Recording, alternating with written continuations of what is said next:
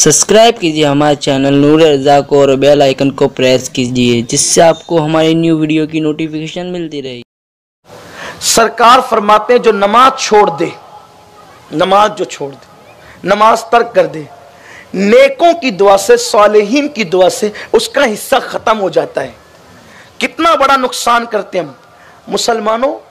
हमें किसी से दुआ कराने की जरूरत ही ना पड़े, हमें किसी से दुआ कराने की जरूरत ही ना पड़े। क्यों? हमारे नबी ने हमारे लिए इतनी दुआ कर दी है कि अब हम सबकी दुआ से गोया बेनियाज हो गए हैं। हमारे आका हमसे इतना प्यार करते थे कि हुजूर अलैहिस्सलाम ने हज्जतुल वदा के मौके पर जब मैदान अरफात में हाथ उठाए दुआ के लिए, तो दुआ करते रहे करते रहे करते रहे। किसके लिए? उम्मत के लिए। अच्छा, हुजूर अलैहिस्सलाम की 99% दुआएं उम्मत ही के लिए थी, बल्कि उम्मत के लिए दुआ का इतना शौक था, हुजूर अलैहिस्सलाम को इतनी मोहब्बत थी उम्मत के लिए दुआ करने से कि सरकार फरमाते हैं कि अल्लाह ने हर नबी को एक मखसूस दुआ दी है, मखसूस। सरकार फरमाते हैं हर नबी ने उसको इस्तेमाल कर लिया, मैंने उसको इस्तेमाल नहीं किया और उसको मैंने उठा करके रखा क़यामत के दिन के लिए, जब अल्लाह तबारक व तआला की बारगाह में किसी की नहीं सुनी जाएगी, उस वक्त ये दुआ मैं अपनी उम्मत की बख्शिश के लिए करूंगा। और हैरत की बात यह है कि वो जो मखसूस दुआ थी ना, वो मखसूस दुआ नबियों ने किस काम में इस्तेमाल किया? सब शान वाले थे।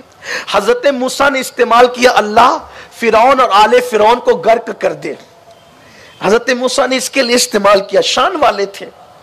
हजरत नूह ने दुआ की, अल्लाह इन लोगों ने मुझे हद कर दी सताने में, मैंने इनको बहुत समझाया, बहुत मनाया, ये नहीं माने मेरी बात को, इनका बच्चा बच्चा बागी हो चुका है, इनका निशान ही सफ़े हस्ती से मिटा दे। तो आलमी तूफान आ गया। इसी तरीके से और अंबिया किराम भी। हैरत है, और अंबिया किराम उस मखसूस दुआ का इस्तेमाल किस शान से कर रहे हैं, और हमारे नबी की शान और मोहब्बत यह है कि हुजूर उसको उम्मत के लिए इस्तेमाल कर, और वो भी क़यामत के दिन जब किसी की नहीं सुनी जाएगी। हुजूर अलैहिस्सलाम फरमाते हैं मैं वो दुआ करूंगा कि अल्लाह मेरी उम्मत को बख्श दे।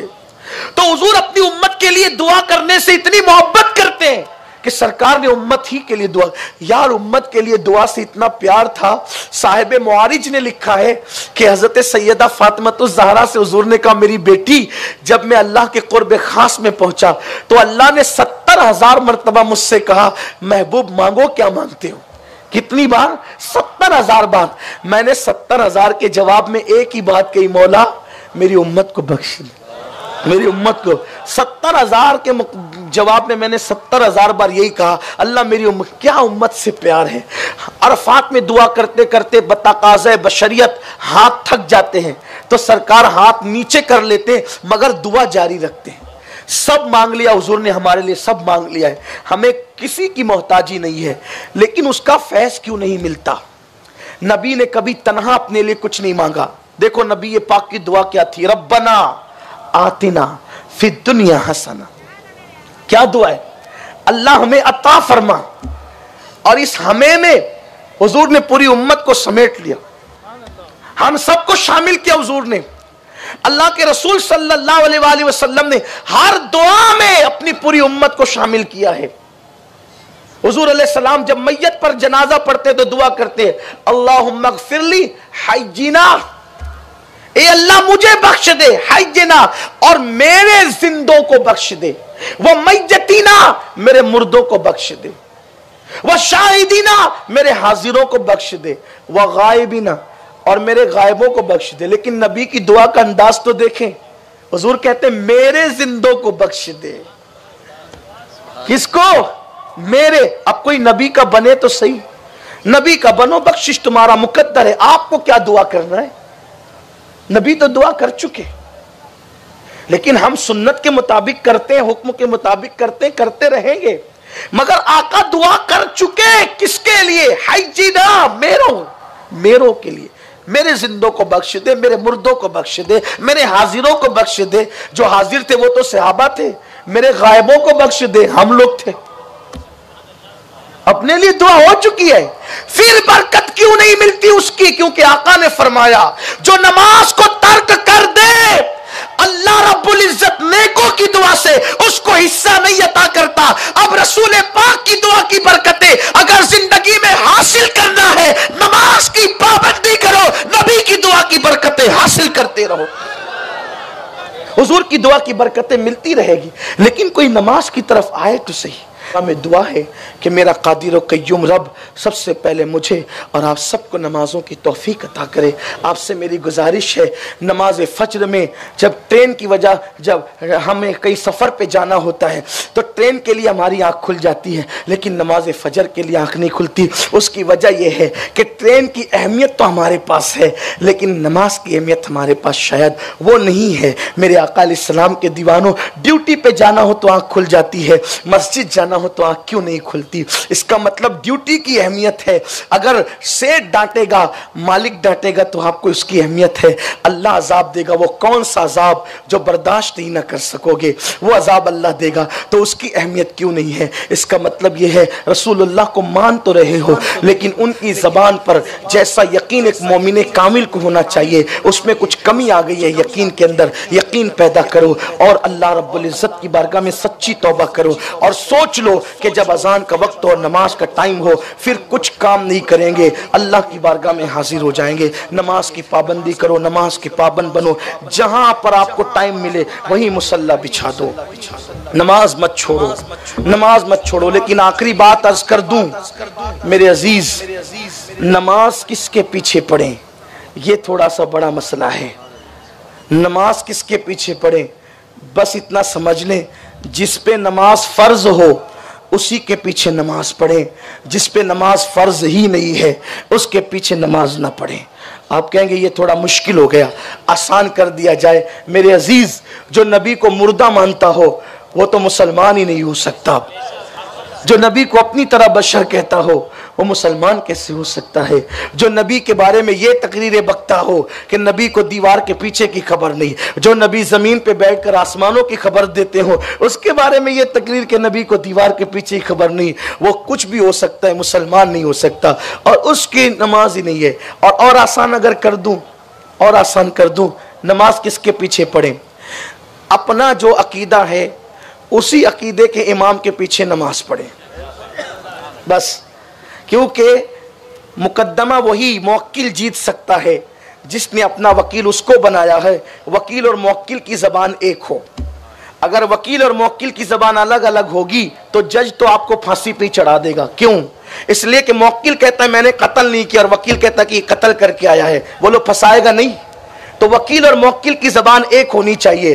तो इमाम आपका वकील होता है अल्लाह की बारगाह में। अब उसका अकीदा यह है कि नबी मर चुके और आप कहते हैं नबी जिंदा है, तो बोलिए नमाज कैसी? वकील अलग बक रहा है और मुवक्किल की बात अलग है। तो आपको अब वो इमाम ढूंढना पड़ेगा जो अकीदा आपका है कि नबी को जिंदा आप मानते हैं, नबी को जिंदा आप मानते, तो वो इमाम ढूंढो जो नबी को जिंदा मानता हो। नबी को हाजिर और नाजिर आप मानते हैं तो वो इमाम ढूंढो, अल्लाह अकबर, जो नबी को हाजिर और नाजिर मानता हो। क्योंकि इमाम गजाली तो यूं कहते हैं कि जब नमाज में अत्तहियातु लिल्लाहि वस्सलावातु और वत्तय्यिबात और फिर कहे अस्सलामु अलैका अय्युहन नबी, इमाम गजाली हुज्जतुल इस्लाम लिखते हैं कि उस वक्त ये तसव्वुर बांधो कि तुम नबी के दरबार में मौजूद हो और तुम अपने नबी को सलाम कर रहे हो और नबी तुम्हारा सलाम सुनकर तुम्हें जवाब अता फरमाता। जो इस तसव्वुर से नबी पर सलाम पढ़े नमाज में, ऐसा इमाम तलाश करो। और मैं पूरे चैलेंज के साथ कहता हूं, गोवा वालों,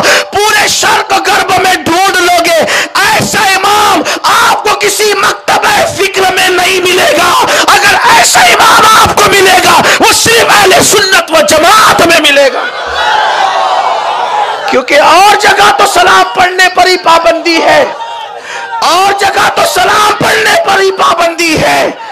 और अल्हम्दुलिल्लाह लोग बल्कि हमें यह भी कहते हैं, मौलाना साहब ये क्या तरीका निकाला गोवा में खड़े होकर नबी पे सलाम पढ़ना? हम कहते हैं हमने नहीं निकाला, ये नबी ने फरमाया।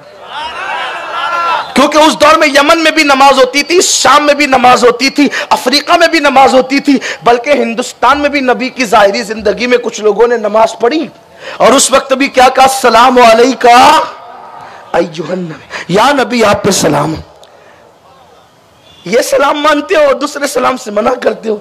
हम अहले सुन्नत दोगले लोग नहीं है। बुरा लगे तो माफ करना, मैं किसी में नुक्ताचीनी नहीं कर रहा हूं, सिर्फ आपकी इस्लाह करना चाहता हूं। और आपको बताऊं, नबी पे नमाज के बाहर सलाम पढ़ना ये सहाबा की सुन्नत है। जब हजरत खुबैब को फांसी दी जा रही थी ना, तो काफिरों ने पूछा था, मक्के के काफिरों ने, खुबैब तेरी आखिरी ख्वाहिश क्या है? का 2 रकअत पढ़ने दो, और जब कत्ल करो ना तो मेरा रुख मदीने की तरफ कर दो। पता चला नमाज के बाद रुख मदीने की तरफ करना ये सहाबा का तरीका है। हजरत खुबैब ने कहा रुख मदीने की तरफ कर दो। तारीख इस्लाम गवाह है कि जब खुबैब का रुख मदीने की तरफ किया गया, आंख में आंसू थे। खुबैब कहते हैं, हवा मैं तो महबूब को इस वक्त सलाम नहीं पहुंचा सकता, लेकिन जब तेरा गुजर मेरे महबूब के आस्ताने की तरफ हो, उनके घर की तरफ हो, तो मेरा सलाम पहुंचा देना। और कहते हैं, या रसूल अल्लाह आपसे दूर हूं लेकिन आपकी बारगाह में सलाम पेश करता हूं। हुजूर मस्जिद नबवी में बैठे हुए थे, आंख में आंसू थे। आका कहते हैं, वालेकुम अस्सलाम। लोगों ने कहा का सलाम करने वाला नहीं दिखता, आप जवाब किसको दे रहे? कहा मक्के में तनईब में मेरे खुबैब को फांसी दी जा रही है, वो वहां से सलाम कर रहा है, मैं उसके सलाम का जवाब दे। ये सहाबा का तरीका है, ये सहाबा का तरीका है। और उसके बाद हम तो खुशियों में भी सलाम पढ़ते हैं, गमों में भी पढ़ते हैं। जब करबला में सब लुट गया करबला में, तो सैयदुस सादात इमाम ज़ैनुल आबिदीन रज़ी अल्लाह ताला उस वक्त अपने नबी पे, अपने नाना पे सलाम यूं पढ़ रहे थे, इन्नल तिया रिह सबा यौमन इला अर्दिल हरम। क्या अंदाज है, इन्नल तिया रिह सबा यौमन इला अर्दिल हरम बल्लिग सलामी रौदतन फीहा नबीजिल मुहतरम। ऐ हवा, जब तेरा गुजर नबी ये मोहतरम के शहर की तरफ हो तो जा करके मेरा सलाम पहुंचा देना। और इमाम ने तो सिर्फ सलाम ही पेश नहीं किया, बल्कि करबला में बैठकर आपने नबी को या कहकर भी पुकारा। हुजूर के पर्दा फरमाने के 50 साल के बाद, निस्फ सदी के बाद, या कहकर के करबला में बैठकर पुकारने वाली जात हजरत इमाम ज़ैनुल आबिदीन के कहते हैं, या अदरिकनी ज़ैनुल आबिदीन या रहमतल लिल आलमीन।